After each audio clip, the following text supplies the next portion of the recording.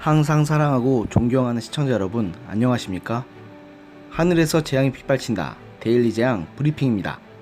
지난 4.15 총선에서 유례없는 대승을 거두면서 180석 수표 여당이 된 더불어민주당 내에서 개헌 논의가 계속 꿈틀거리고 있어 적지 않은 논란을 불러올 것으로 보입니다. 실제로 민주당의 우호적인 야당인 정의당의 6석과 사실상 민주당 이중대나 마찬가지인 열린민주당의 3석, 그리고 전북 남원에서 당선된 무소속 이용호 의원까지 합쳐도 벌써 190석이라 미래통합당이나 미래한국당 등에서 10명만 끌어오면 개헌 가능성인 200석 확보가 불가능하지만은 않은 상황인지라 더욱 이런 예상에 힘을 받고 있는 상황입니다. 이런 논란을 의식해서였을까요? 정치권에서 개헌 추진설이 계속 논란이 되자 여권 인사들은 개헌론과 관련해서 추진한 적 없다고 자꾸 발뺌하는 모습을 보이고 있습니다. 강기정 청와대 정무수석은 이날 포스트 코리아 시대 한국 정치의 변화와 과제라는 제목의 정책 세미나 참석 후 기자들과 만나 청와대와 정부는 전혀 개헌을 생각하지 않고 있다고 말했고, 같은 행사에 참석한 이인영 민주당 원내대표 역시 기자들과 만나 개헌 추진과 관련해 우리 당 지도부 내에서 검토한 적이 없다. 지금 개헌을 추진하는 것은 바람직하지 않다는 생각이 대부분일 것이라고 말하며 조심스러운 모습을 보였습니다. 하지만 이런 여건에 거듭된 선긋기에도 불구하고 민주당은 이번 21대 국회에서 개헌을 시도할 것이라는 관측이 지배적입니다.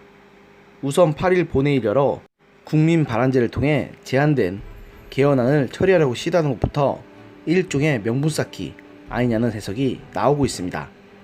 국민 발안제는 100만 명 이상의 유권자 동의를 바탕으로 국민이 직접 개헌안을 설계해 국회에 제출 가능토록 헌법을 바꾸자는 제안인데요. 현행 헌법에선 대통령, 국회의원만 개헌안 발의 주체로 인정하고 있습니다.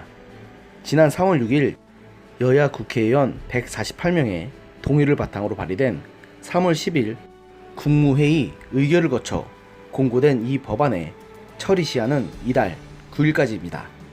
물론 처리 시한도 촉박한 데다가 현재 정당별 의석 구조를 감안하면 이 개헌안이 본회의를 통과할 가능성은 낮습니다. 128석의 민주당이 정의당, 민생당 등 범여권과 원팀을 이루는 상을 전제해도 154석에 그쳐 국민 발안제 통과를 위한 의결 정족수에 한참 못 미치기 때문입니다. 그렇기 때문에 이 개헌안은 자동으로 폐기 처분될 가능성이 큽니다.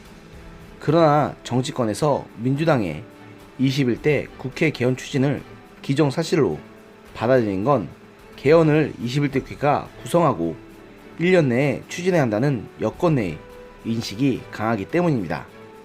오는 2022년 3월로 예정된 대선이 가까워지는 시점에선 개헌 추진 동력이 떨어질 수밖에 없어서 여권의 오랜 수건이 권력 분산형 개헌인 만큼 당권 주자들의 각출전이 전개될 8월 전당대회 국면에 접어들면 개헌이 본격적으로 공론화될 것이라는 전망이 많습니다. 실제로 한 민주당 핵심 당직자는 시기의 문제일 뿐 21대 국회에서 개헌이 추진될 가능성이 높고, 그 시점은 2022년 대선과 관련한 선거 국면 돌입 이전이 될 것이다. 이 공유제, 토지 공유념 등 논란이 되는 내용보다 대통령 4년 주임제 등 권력구조 개편과 지방자치단체 임기 조율을 통한 대선, 지방선거 동시 시행 등의 내용이 우선 담길 것이라고 말했습니다.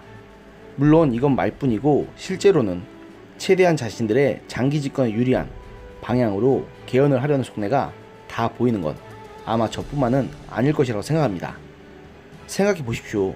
선거가 끝나자마자 개헌 논의를 꺼내는 것은 그야말로 민주당이 얼마나 오만과 독선에 사로잡혀 있는지를 보여주는 아주 전형적인 사례라고 할 수 있습니다. 안 그래도 국민 발안제 개헌도 특정 세력에 의해서 헌법까지 좌지우지될 수 있는 매우 위험한 발상이라는 비판을 피하기가 힘든데, 21대 국회에서 의석수를 앞세워 개헌을 시도한다면 그것은 그야말로 독재적인 발상이 아닐 수 없습니다. 그러나 제가 분명하게 말하겠습니다. 21대 총선에서 저들은 개헌은 고사하고 민생 법안 처리조차 제대로 하지 않은 채 서로 편가리를 시작하면서 과거 17대 국회 당시 열린 우리당보다 더 심한 당내 권력 싸움만을 벌일 것입니다. 그 과정에서 차기 대권자들 사이에 서로 줄 세우기야 상대 후보 음해하기가 난무할 것이고, 그러다가 서로 다 함께 몰락하는 길을 걷게 될 것이란 말입니다. 지금 민주당의 권력이 천년만년 갈 것 같습니까? 화무 11홍이요 건불 10년이라는 말이 괜히 있는 것이 아닙니다. 오늘의 영상은 여기까지였습니다. 들어주셔서 감사합니다.